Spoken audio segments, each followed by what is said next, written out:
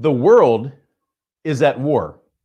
I know it's not comfortable sometimes to think about that, but even behind the scenes, when there's no bullets flying or airplanes flying over the countries, the world is still at war. Now, this is a business show. The goal of the show is to show you how to get faster, stronger, better, so that we can go off and change the world. So the question is, why are we talking about an economic war on a show about business? Well, the answer is simple. Because you live in a world at war, because you work in a world at war, your business and your life are affected by the things that are happening around you. So public policy, global policy, what happens between countries like the United States and China matter to you because they affect how you do business and how you communicate.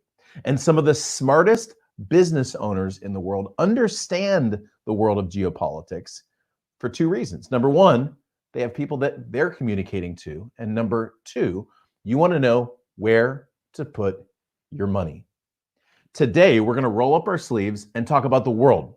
We're going to talk about China. We're going to talk about where to use your money, where to weaponize, in a term, to weaponize your money so that you and your business can get more done with less waste, finally allowing yourself the freedom to enjoy life.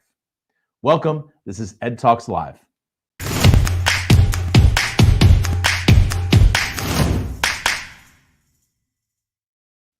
Hey there, and welcome to EdTalks Live. My name is Ed Rush. Welcome to the show. I've got my friend, an amazing guest, Kevin Freeman, coming up in just a minute. Before I do that, I want to welcome you to the show and just tell you, this is the most positive place on the planet for insanely implementable ideas. If you just joined us and you're on the live show, the chat on YouTube is just off to the right. On Facebook, it's right below you. Be sure to jump in, say hello, tell us who you are, where you're from, and what you do. Today, we're going to talk about the world as it is and what you can do as a business owner to better communicate to the people out in front of you, and also how to weaponize your money and use it in a way that will flat out change the world. Now, I know we have an international audience, folks coming in from Australia and the UK and all around the world. And I'm going to tell you, mostly today, we're going to be talking about what the United States is doing and what's happening inside of the United States, but the application to you will be 100%. In other words, the things that we're talking about here will apply directly to you. So I want to say hello to some of you in chat. You're awesome. Edwin Berry, by the way, was one of the first people to jump in. Edwin said, man, I was up at 5:50 Montana time. For those of you who just joined us, we've been having this ongoing thing about waking up with a 5 on your clock. So this morning, man, I took a picture of it. I should probably show it to you. Hang on. I took a picture of it. Here it is, baby, right here. Boom. 5:59. If the first number's got to be 5, I'm getting up at 5:59. All right. So Barry Gamir says, good morning. 5:15. Now we're having I'm telling you, I'm not going to keep doing this. Okay. 21 days. That's it. Jim Butts from Carlsbad. What's up, Jim? Hello, Delisa Tool. Welcome to the show. Denise from Vancouver, Canada. Welcome, welcome. Dr. Tom, my man from West Palm Beach. Y'all know what this says, by the way. This is Abraham Lincoln says that the government of the people, by the people, and for the people shall not perish from the earth. Someone was asking me about my coffee mug and why it was broken. The reason why it's broken, well, I dropped it. Okay, that's the reason why it's broken. But the reason I keep it is that's a reminder that our constitutional republic, things may be broken, but it's still working okay. What's up, John Teague? John is from over the pond in England. Hello, Gina. Good to see you. Marquetta Breslin. Hey, man. Just talked to Marquetta this morning. She's coming back. We're going to do a show next week on Instagram. Boom. Can't wait. Hello, Diana. Let me see. Where are you at? Diana, Aaron Miller, welcome from Dallas. My guest today is from Dallas. Hello, Aubrey. Welcome to the show. Glad to have you. Robert. A lot of Texas folks. Salee. Sally's Real Estate. What's going on? Hello, Rita. Good to see you. Juselina Rita de Jesus. I hope I pronounced that properly. What's up, Charlie? R.H. McClain. Matt Head, my man. Barry says, I'm wearing my professor uniform. Actually, yeah, I'm wearing my, got my Bible verse quoted right on my sleeve and everything. All right, Dennis, welcome. And at 5:30, he said, hello, Cindy Arledge. Another Dallas Texan checking in. One of the bugs, David Zetz, 449. David, I don't know if I believe that. I was looking at your Instagram yesterday and I saw you drinking and doing some weird workout where you were lifting someone up on the couch. Very strange. Great to see everybody enjoying each other. David just ate lunch. Everybody's saying hello in chat. All right, so I'm going to bring on my guest, Kevin Freeman. Kevin is one of the world's experts on economic terrorism and economic warfare. I met Kevin through a good friend of ours, a mutual friend in Dallas named Paul Bigham, and we immediately hit it off together. One day I was walking through Washington, and I don't know, I just had Kevin on my mind that morning, and I texted him. He's from Dallas. I texted him, say, hey, Kevin, I'm in DC today, man. I'm just thinking about you. And he texted me right back, and he said, oh, actually, I'm briefing Congress today, and I was wondering if you wanted to join me. And I was like, well, is that like a trick question or something? Yeah, I want to join you. He's the author of a book called Secret Weapon. I've read Kevin's books. He's brilliant. He's also the host of the show Economic WarRoom, which you can find on Blaze TV. Now, Kevin has been very active in the last few weeks. If you're watching this on video, we're right in the middle of coronavirus lockdown central. And he's been really active because, you know what? Now we're all talking about China. So we're going to go there in just a second. But before I do that, Kevin Freeman, welcome to the show, man. Glad to have you. Thank you, Ed. It's always good to see you anytime. I love EdTalks. So glad to be here. Yeah, it's good to see you, buddy. And it looks like you're hunkered down back home in Dallas with your amazing artist wife, Marnie. Please say hello to her as well. Whenever this is all over, we're going to go get some barbecue and have a little bit of fun. So yeah, we feed you well when you come to Texas. I know. I can't remember the last Hard Eight. I think was the last place that we went to. We've been to Hard Eight. We've been to Babes. We've been to the good spots. Yeah. All right. So, you know, for years, we've been flying FedEx airplanes and UPS back and forth from China. One of my best friends, a guy that I flew with for years, he takes that trip about every 3 days with FedEx. And all of a sudden, China we're looking at them potentially in a little bit of a different light. Now, you're not looking at them in any kind of different light. I was there with you a year and a half ago when you were in front of the House of Representatives talking about the global threat that China poses not only to our republic, but also to our economic system. And that is really coming to a head. What are you seeing on your end when it comes to this discussion about China? You know, when I first started talking about this over 10 years ago, I was telling Congress, this is a problem. China is not our friend, and we're in an economic war with them. And they laughed at me. And in the Defense Department, the Pentagon, a lot of people said, oh, that's crazy. You know, they're our banker. And I said, no, they're in competition. And over the past 10 years, it's become very obvious that they've been stealing our intellectual property. They've been literally taking advantage of American businesses. You go over there and you say, hey, I want to access your market. Great. Give us your intellectual property. Show us your trade secrets, and we'll verify that it's okay for you to do business here, which then they steal the business. And that's happened over and over and over. Now we have the situation with a virus that they covered up. They pretended to the world, oh, we didn't cause this. And, you know, there's now reporting out that it more likely came from a lab and was leaked by accident in some way. We don't know the exact origins of it, but it looks like that they leaked it, they covered it up, and now the world has suffered because of it. The economy of the world fell. This is economic warfare, and they're trying to take advantage of it. They're trying to actually go out and say, you know, hey, China's open for business. We'll supply this. They're trying to take over industries. And this is no longer a conspiracy theory. It's no longer just Kevin Freeman shouting to the Congress. This has shown up in the New York Times, Washington Post, and so forth. Yeah, I mean, at first so let's look at the actual facts, and then everything after that is smart people trying to piece things together. You have a lab in Wuhan, China, which is the great level 4 biological testing lab in China, the highest level of confidentiality and the highest level of access lab, where this outbreak starts right in the same town as the lab. You have initially the media reports this thing about bat soup or something like that, which the market doesn't even sell bats, by the way. It's 100% factual. And then all of a sudden, China begins to downplay what begins to happen. At the same time, there's an organization that we're, as the United States, putting money into called the World Health Organization that is also simultaneously downplaying the threat. Are they working together in your mind, or is there some sort of collusion between those two organizations? What was happening? There's no question. I mean, it's not just in my mind. It's factual that China has done everything they could to infiltrate every international organization possible, including the World Health Organization, Despite the fact that we're the largest funder of their budget, about 15%, China has infiltrated and they put their people at the highest levels. And there's no question the World Health Organization aided China in covering this up. There are whistleblowers now who say, we knew this was human-to-human transmission, even though China said it wasn't. And the World Health Organization prevented the rest of the world from knowing the facts. So, I mean, that's just absolute truth. Yeah, I mean, so you have, again, it's either purposeful or not. At this point, it doesn't matter. It's in the United States. One comment here in chat, which I really think is it's coming to the forefront again. Salih Levin says we need to make everything in the United States. Well, the truth is, a lot of our medical supplies are made in China. I mean, how much do we have to do as a country to unravel this ball of yarn that we've created in terms of trade? Well, you mentioned medical, and that's an important one. We had in the economic war room, Rosemary Gibson, who is an American Medical Association writer by background, and she wrote an incredible book titled China RX.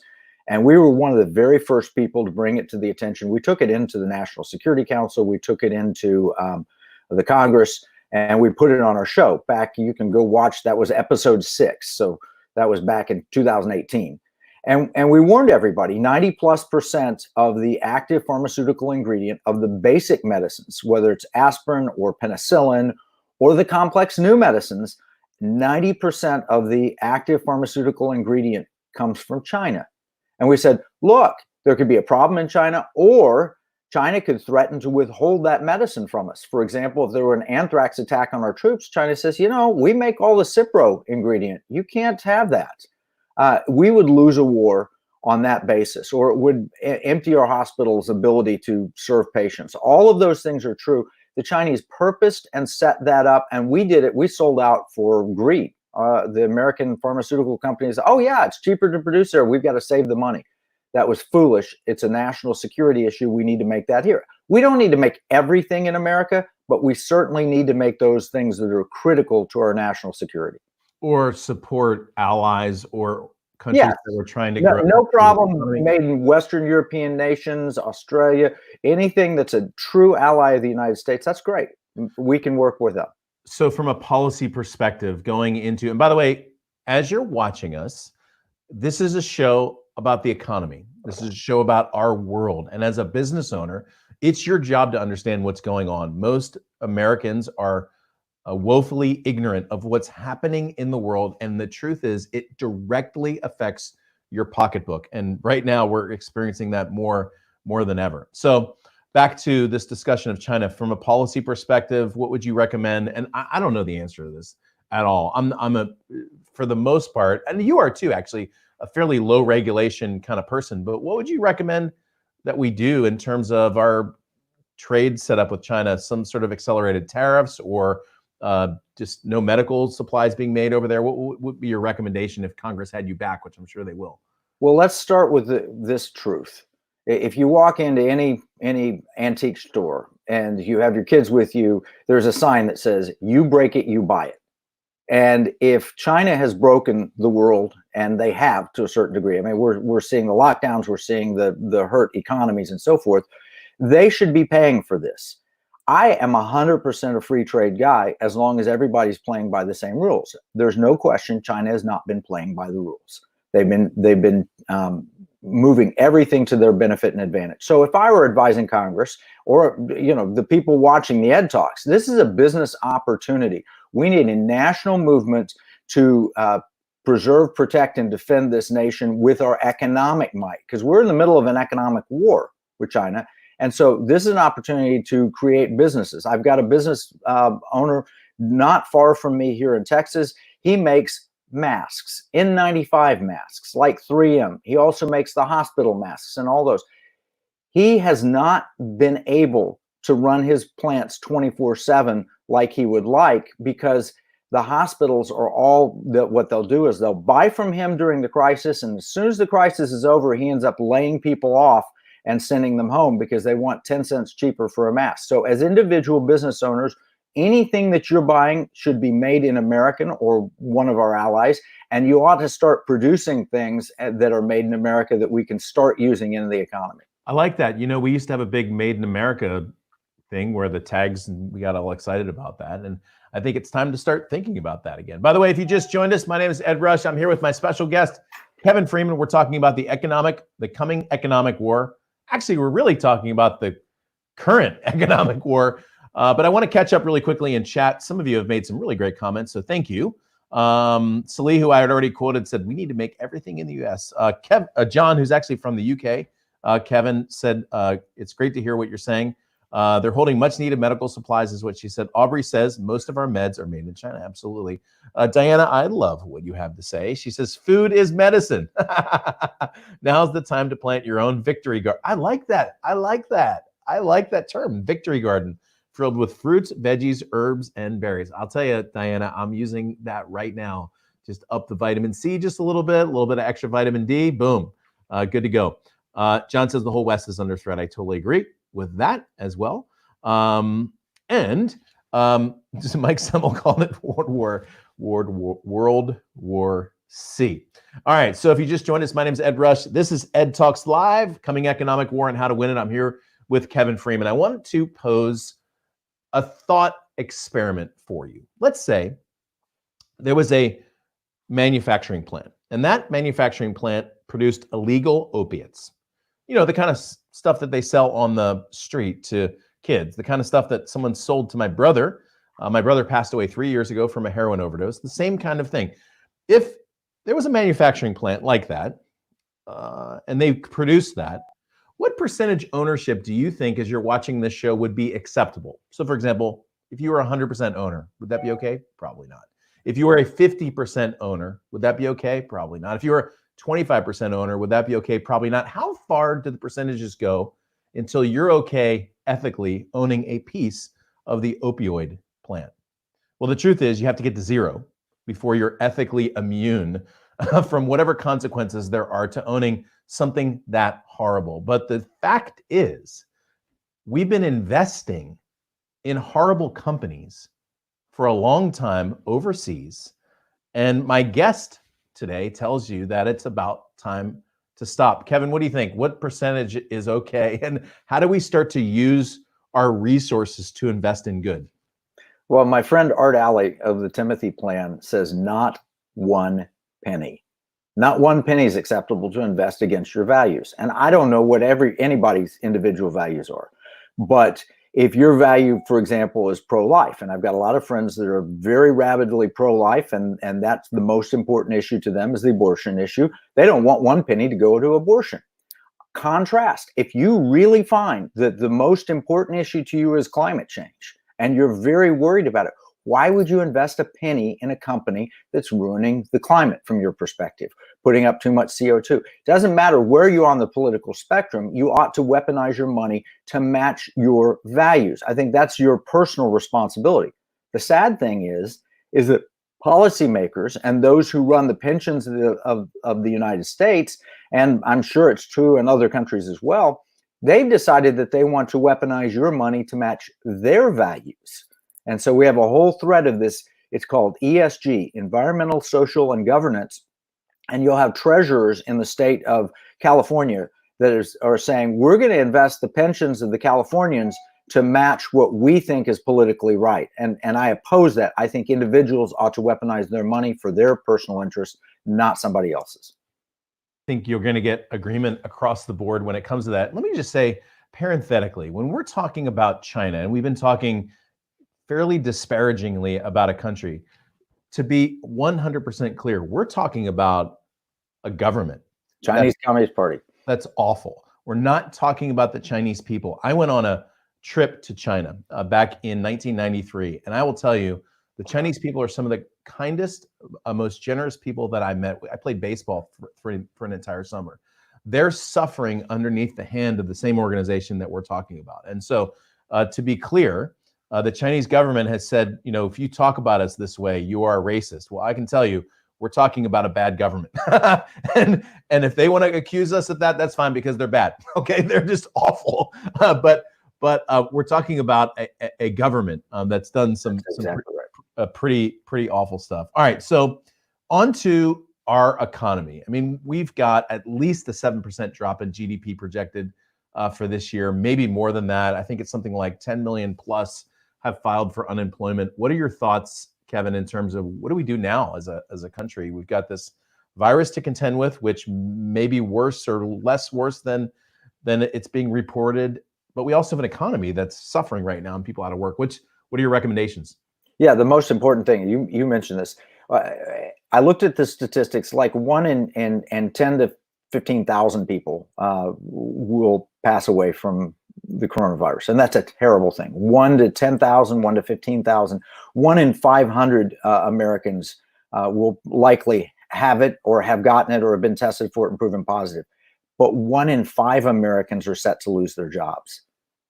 And so we've had bad pandemics in the past. We've had bad flu seasons in the past, and people die, and that's tragic and that's unfortunate.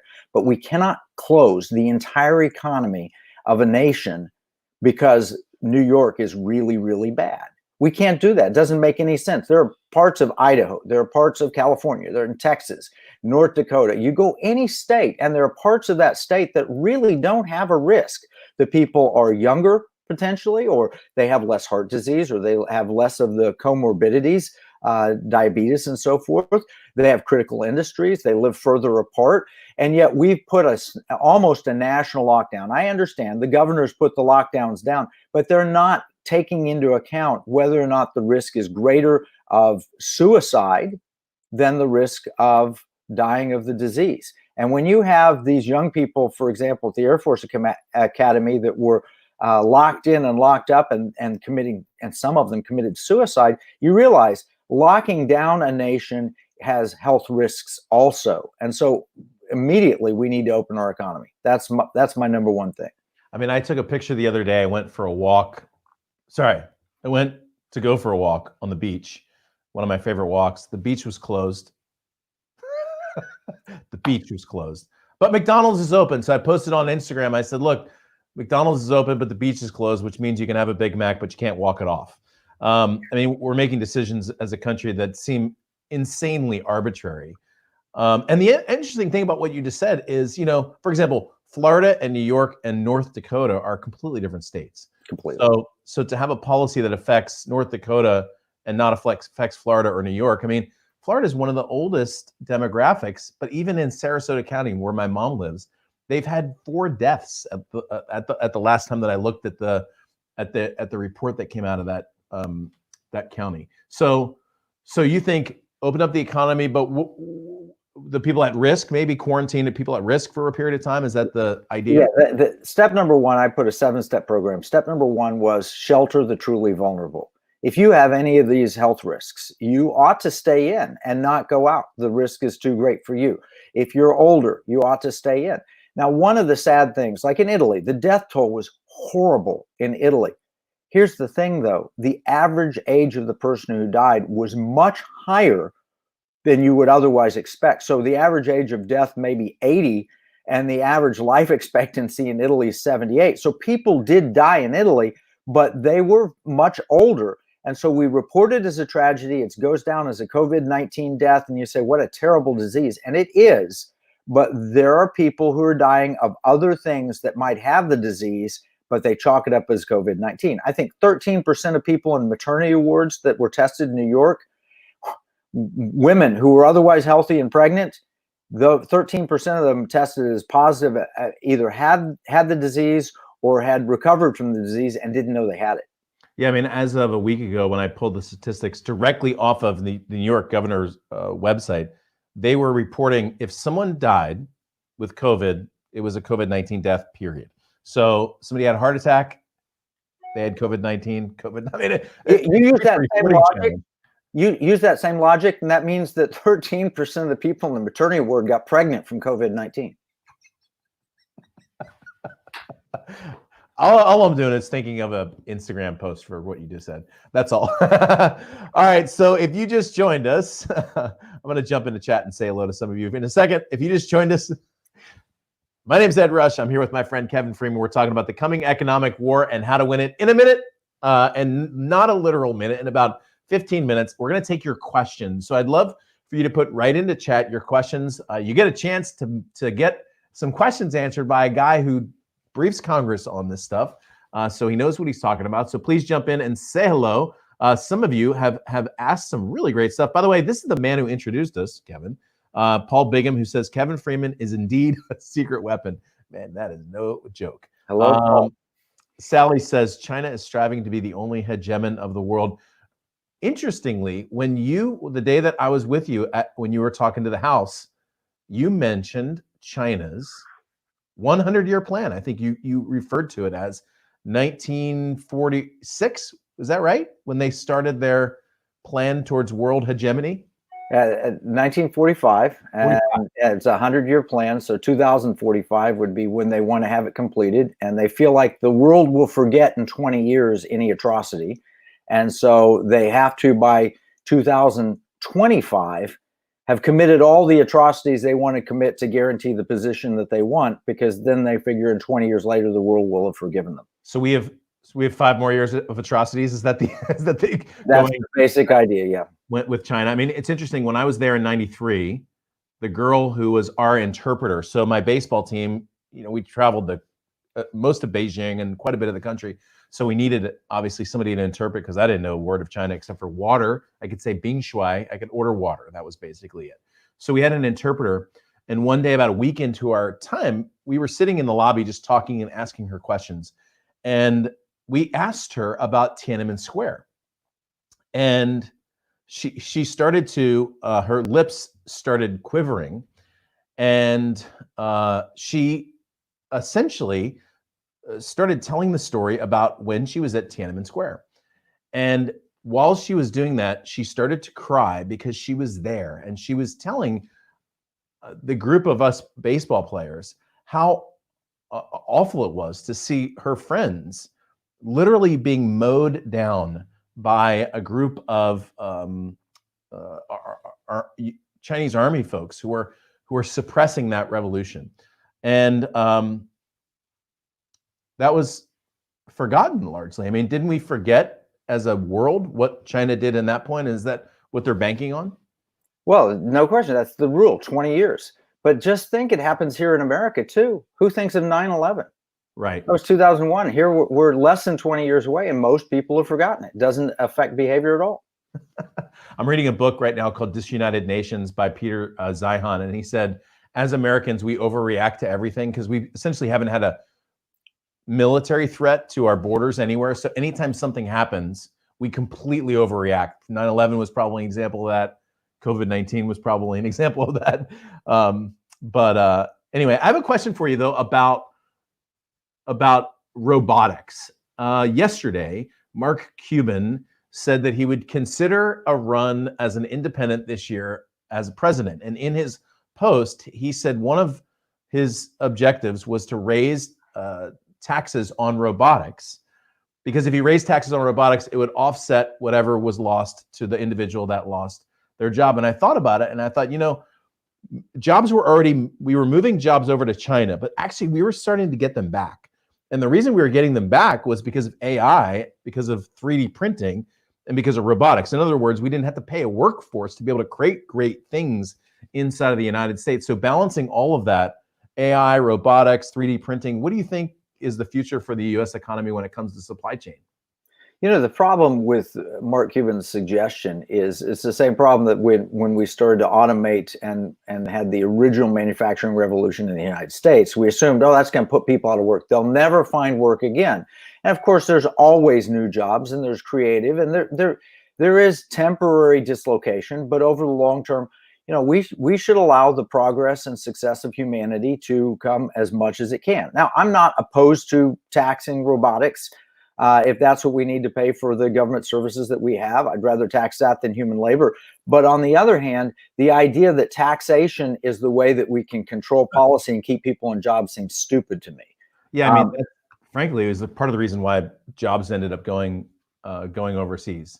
I won't hold it against Mark Cuban, the fact that he's in Dallas. I won't hold that against him. And by the way, if you just joined us, Kevin's in Dallas.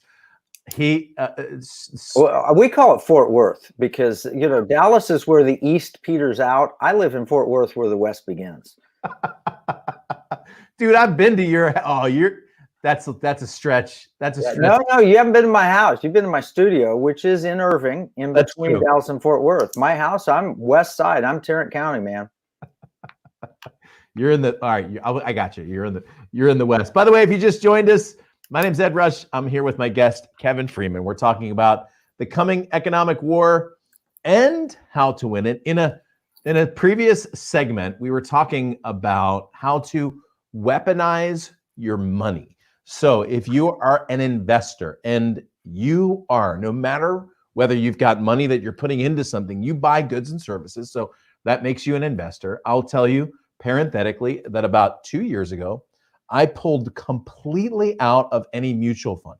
Part of the reason I did that was because I didn't have control over the companies that my money was going to support. And part of that was due to Kevin Freeman's influence in his book, Secret Weapon, and in his show, Economic WarRoom. He talks about using your money, your buying and your investing so that you can support great companies and so that you can take money away from evil companies, by the way.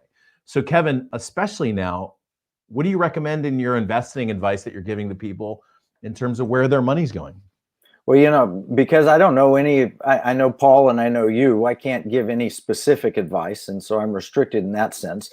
But we need a game plan, because who knows, there's going to be three possible outcomes to this economic change. And it is a dramatic economic change that we're going through. We recognize now that we're in a war.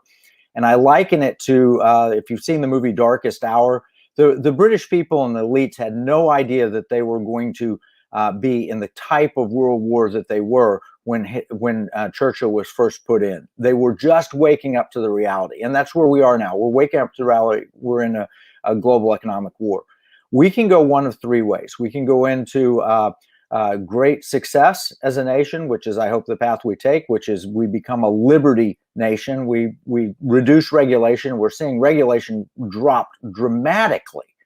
You can now get on the phone with a doctor in another state, have them examine you by computer, get a prescription, and get it filled. We're dropping regulations. I mean, in Texas, one of the governor's rules is you can't take alcohol out of a restaurant, but now you can't eat in a restaurant. So they loosened it up. You can get a margarita with your fajitas if you want to, and take them to go. Things have changed dramatically. If we become a liberty nation where people get to choose for themselves and not a nanny state, then we're going to have a prosperous economy. But if we have a clamped down government control, we can move into depression. Or if we have government just spending like crazy and throwing money every which direction, we could go into inflation. So you need a game plan. The answer is a game plan, a good advisor that can help navigate these dangerous waters. Yeah, and again, back to what Kevin said in the beginning, we're not giving investment advice. We're talking about money, and we're talking about the economy.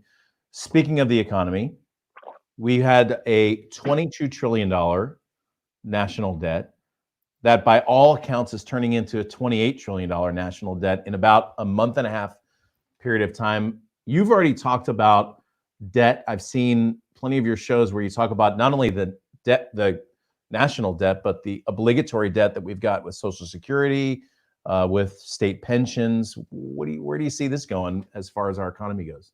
Well, you're exactly right. We were 22 trillion. Now it's 24 trillion. If you go to usdebtclock.org, it's 24 trillion. And let's be honest, it's really 30 trillion because we have to make up a quarter of economic activity. By the time the viewers see this, because this is a powerful show, and EdTalks will be good for years to come. But by the time they see this, we're going to be 30 trillion because we got to make up $5.5 trillion is the average GDP of a quarter in the United States. And the government's going to have to fill that gap. The government broke it. Actually, China broke it, but the government said shut down, stop, and everything else. Where do we come up with that $5.5 trillion? They're passing it in Congress. They're putting it out through the Federal Reserve. So we end up with $30 trillion of debt. Now, if we're a growth economy, we grow our way out of it. We will have inflation and we can grow our way out of it. That will require a liberty approach. If we go to a government mandate, government control approach, which is what Venezuela did, then the government will shut down. Literally, the economy will stop working effectively, and we'll either go to a hyperinflation like they did, or we'll go into a Great Depression where everybody's scared and nothing happens. So we're at a perilous time, and the answer is you. Ed. It's you. It's the people that are on here, the entrepreneurs, the inventors, the people that want growth. These are the people that need to make their voices heard now, invest their money that way, and let's take this country back toward liberty. No joke, man. And two things on that. First of all, I love what you just said about it being you. The great thing about the United States is we've always rallied to a cause. And I mentioned it earlier and said we overreact at times, and that's just our nature, I think, as a isolated nation. But in general, we rally to a cause. I mean, we've battled back. We had people in warehouses in factories in 1942 to 45 making tires that were making bread, you know, in their kitchens 3 weeks before that. So we've always rallied to the cause. And I would just say to you as a business owner, now is the time. I'm telling you, I have not seen a better time where there's more opportunity. I mentioned this on a previous show, the 10 things that will never be the same because of COVID-19. You've got a chance to enter the expert economy and to be a thought leader that people are looking to for answers. Simultaneous to that, you've got an opportunity to invest in small businesses, people who've got great products and services to get them out into the world. You also have a chance to make your voice heard, okay? There are people leading our country, and you can find this on their donation statistics, who are being funded by overseas organizations, okay? So it's time for them to go away, and it's time for a group of new people to come in and really to see the kind of change that we want to see. Don't you agree? Absolutely. This is an amazing opportunity. If you think back, John Templeton, who was my mentor and my old boss, in 1939 he bought $100 shares of every stock selling for $1 or less on the New York Stock Exchange. He said it was one of the best investments we'd ever made. Now think about what the world was like in 1939. Hitler was running crazy over Europe. We were coming out of a Great Depression. He saw that not as the bad things that were going on around, but the great things that would happen in the future. And he was 100% right. It was one of the best investments anyone could have ever made. Now is the time that we can make a huge difference if we rally together, if we work together cooperatively, if we follow the golden rule, treat others well, and if we step out and invest. And I really do think you're exactly right. I love that. I said that the first email I sent out to my list started with, this is the greatest time of opportunity that I've ever seen. So I love that. Look at that as an opportunity. And by the way, financially, as you're watching the show, don't be afraid of higher interest rates. Just remember that higher interest rates at times controls the price of things. And sometimes you get lower prices when the interest rates go up. I'm not saying low's better or high's better. It's just that sometimes it goes up and sometimes it goes down, and welcome to the real world, okay? So I want to jump back into chat and say hello to some of our friends. I love it, man. You guys are great. So thank you for the incredible comments that you made. Ben Farmer says, okay, this rocks, Ed. Weaponize your money. I like it. We got some questions. By the way, Mike Semmel, thank you for correcting my data. 14 deaths in Sarasota. Think about that for a second. How the demographic of Sarasota, my mom is in her 70s. That's all of Sarasota, the entirety of Sarasota. That's not many people, man. It's not many people. 14 people probably would have died anyway. Okay, not saying that I'm happy about that. I'm just saying, okay? Thank you, Robin Roberts. Good to see you as well. Here's an interesting question. We'll just do this one quickly. And then, Kevin, I've got something you posted recently I want to ask you a question about. Denise says, does Kevin consider himself libertarian? I'll tell you, I don't. When it comes to the phrase libertarian, Denise, you have to qualify that because there's like 17 versions of libertarian. There's Libertarian Party libertarians, which I know Kevin's not a member of the Libertarian Party. Those are one group of people. But in general, if you define a libertarian as somebody who thinks that people should have personal freedoms, how would you define yourself, Kevin? You know, I'm socially conservative, and so that would separate me, but I have but I have many, many libertarian friends. There are some libertarians that are pro-choice, and there are some libertarians that are pro-life because they think that the liberty applies to the baby as well. I'm more on the social conservative side, so I believe in that. I don't believe you mandate or control other people's religion. I believe in the Constitution, so I would hold myself more as a constitutionalist. but I have many friends who are libertarian, and their ideas make a lot of sense. You listen to John Stossel, and it makes a lot of sense. Yeah, I mean, fundamentally, the founding fathers were probably, if you define them by the broad definition of libertarian, probably were. I mean, they didn't like kings all that much. So, a couple other things I like. Charlie said, talk to a banker today. PPP and EIDL, according to them, is out of money. Not sure about that. The Fed does have a good way of growing money where there's no money. And I'm not saying that's good either. I'm just saying they do. Okay. Robert, we need a new party and a president and a movement, a political bowel movement to get rid of. And there's a whole bunch of symbols. And start anew. Ed Rush, I like it, baby. I like it. We're coming, Robert. You know that. We're coming. R.H. McLean, I love questions like this. Kevin, how can we hear more? So here's what I'm going to do. Thank you, David Zetz. I like what you say in there. How can we hear more? I'm going to throw a website underneath here real quick. And I'm going to do my quick encouragement for you. And then, Kevin, I'll let you talk about what you got going on. So you can find Kevin at economicwarroom.com. The website is right below. And Delise, if you could just throw that website right in the chat as well so that people can click on that. Here's what I recommend that you do. Kevin is active on YouTube and Facebook and Twitter, and I'd recommend that you follow him on all three of those places. Simultaneous to that, he has some shows that are normally over on the Blaze Network that he's showing now on his website. And they're very, very much worth the watch. If what we've been talking about today interests you, when you want to go deeper, he brings in some experts from around the world that you're absolutely going to want to listen to. So I highly recommend Economic War Room. I think I was on a little segment of it last year, if I remember correctly. So great guess. But give your 2 cents, Kevin, real quick on the show, and then I'll get back to the questions real quick. Yeah, we've actually had 2 Top Gun pilots. You were the first, and the second was Killer Quast, who is General Quast, who is in charge of all Air Force training. And by the way, we pointed you out to him, and he said, yeah, those guys that land on carriers, they just have those rough landings. He said, I can always tell when I fly commercially if it's an Air Force guy who brings it in smooth, or if it's one of those guys who just drops it down fast. That's those carrier pilots. He's probably right about that. Although I'm guessing he wasn't up at 5:59 this morning. Most Air Force guys get around 10:30. Probably true. Anyway, we have great guests. It's economicwarroom.com that you mentioned. We also have a new exotv.me, which is a YouTube alternative, and it's one I would recommend you for. EdTalks ought to be on that right now, and let me know it.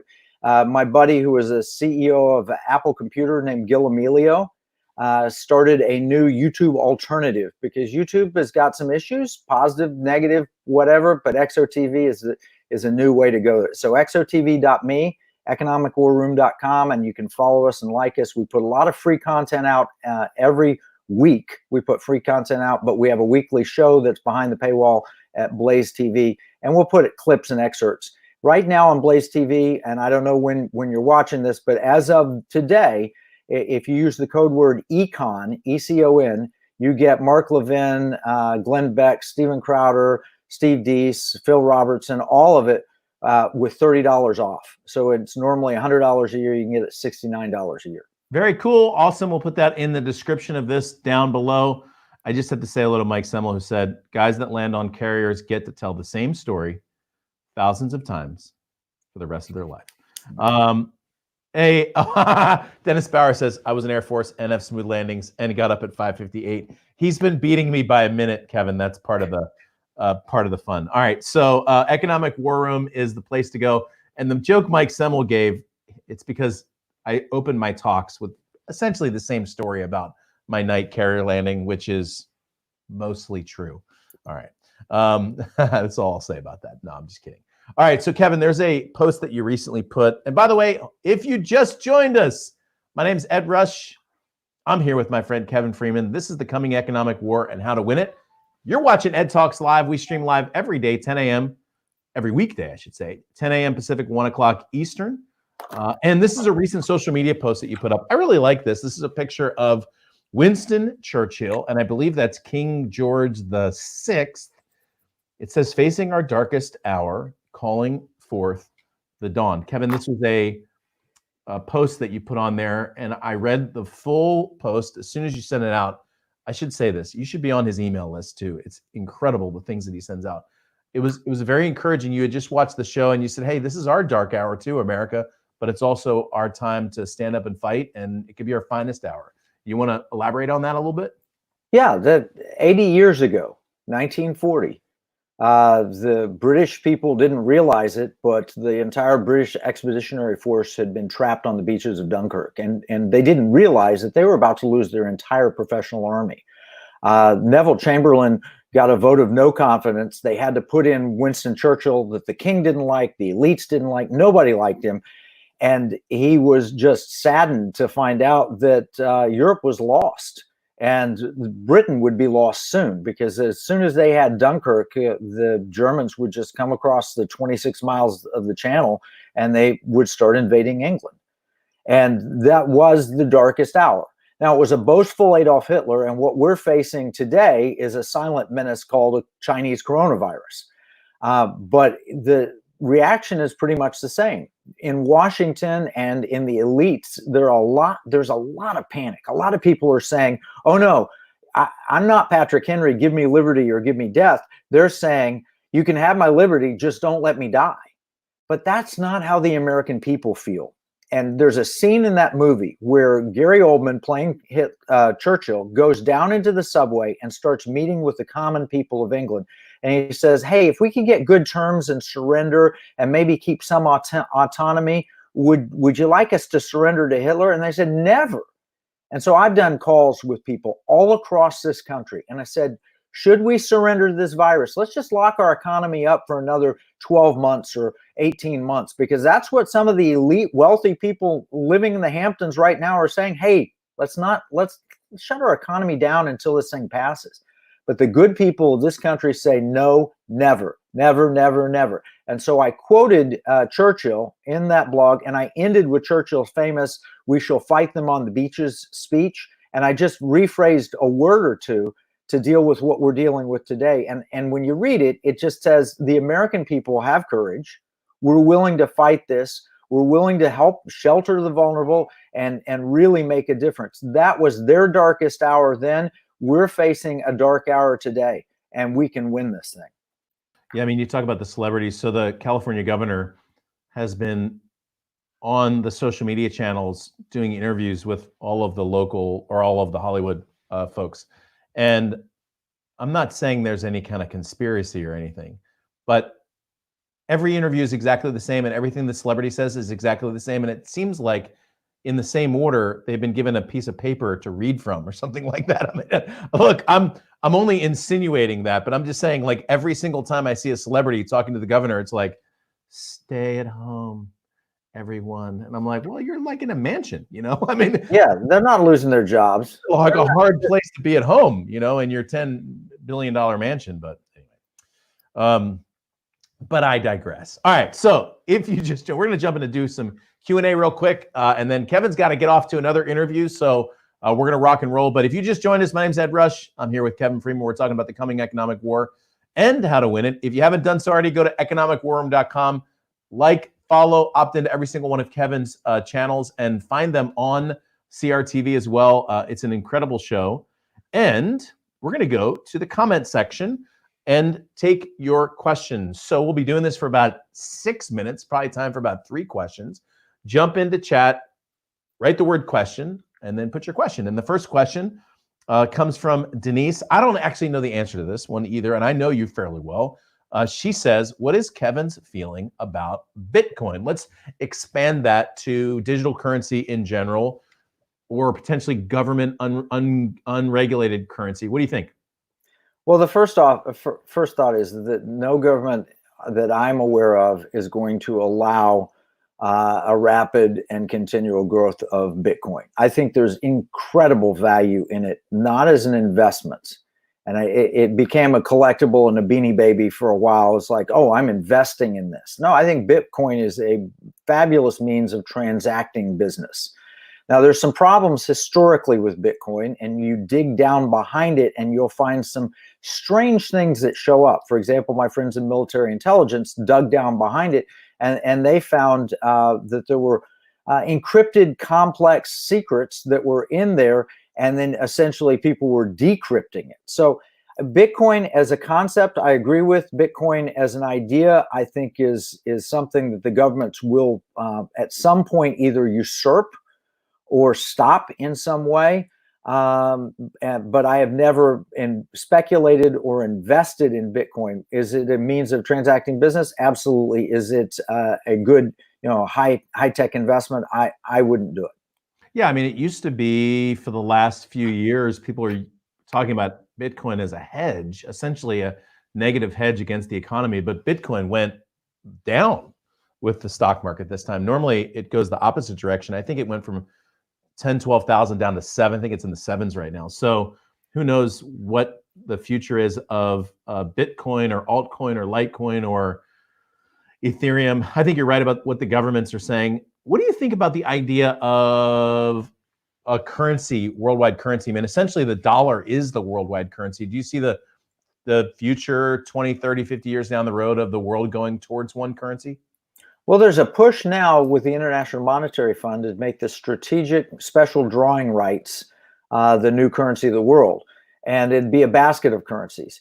I think that would be disadvantageous for the United States. And I think that China, Russia, and even some European states would like to see it because it would remove one of our strong weapons in economic war. We right now, if we cut off access to dollars, it really puts you in a bad situation as a foreigner. You need access to dollars. So it is something that is in the works, and it's something that we need to be aware of because it will change how we do life and do business here. And we did a great show on that with Dr. Gal Luft out of Israel, where he talked about de-dollarization and the efforts that are being made there. All right, so you got a minute or two to get your questions in and ask Kevin anything you want on any topic. You can do it, though, about the economic stuff. Here's one I'm not sure if either of us know the answer to, but let's put the question up there anyway. R.H. McLean says, why are the grocery stores limiting things that farmers and ranchers are now having to destroy, like milk and eggs? School closings don't explain it. People are still eating just elsewhere. Any thoughts on that? Well, I don't know specifically on the milk and eggs and literally cattle, meat. But a lot of it is designed and all the supply chains go to the restaurants as opposed to grocery stores. And the supply chains are very different. And you can see it most with toilet paper because the quality of toilet paper that they'll put in a restaurant or in a shopping mall is very different than the kind of that we like to buy for our homes. So what restaurants have been doing is they've been selling like Landry's, which has Morton's and Del Frisco's and Bubba Gump Shrimp and Landry's Seafood and so forth. They've been offering groceries. And so it may be a unique opportunity for you to go get a wet aged or dry aged steak, whichever your preference is, from one of the great steakhouses for a lot cheaper than you'd get there, grill it at home and so forth. But the main reason is that they have not reestablished the supply chain so that those that are producing for restaurants can get their produce, milk, eggs, and so forth into grocery stores. And they don't want to switch too much because they hope the lockdown will end and they'd have to switch back. So I think that's probably the primary reason. I think it's an interesting study in supply and demand economics. I mean, we are in such a connected age. Right now, Amazon has hired 75,000 new people in the last week. In the last week, my sister-in-law works for Amazon. She used to work last year for Alaska Airlines.